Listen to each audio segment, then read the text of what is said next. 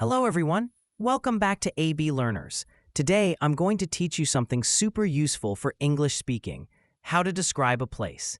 It can be your room, your house, your school, or even your city. If you learn this technique, you can describe any place clearly and confidently. So, let's start with a simple formula. Location, appearance, features, feelings. First, talk about the location. For example, I live in a small town in Assam, or my room is on the second floor of my house. This gives the listener a starting point. Next, describe the appearance, what the place looks like. If you're describing your room, you can say, my room is bright and cozy, with one big window that brings in a lot of sunlight.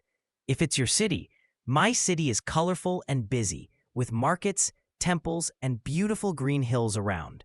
Then comes features. What special things are there? For a room, you might say, I have a study table, a soft bed, and shelves filled with books. For a city, my city has friendly people, delicious street food, and a river that flows right through the middle. And finally, add your feelings. This makes your description more personal and natural. For example, I feel relaxed and peaceful in my room. Or, my city makes me feel alive and connected because there's always something happening. So, the full description becomes simple and smooth. Here's a quick example. My room is on the second floor of my house. It's a bright and cozy space with white walls and a large window. There's a bed, a desk where I study, and a small plant that makes the room feel fresh.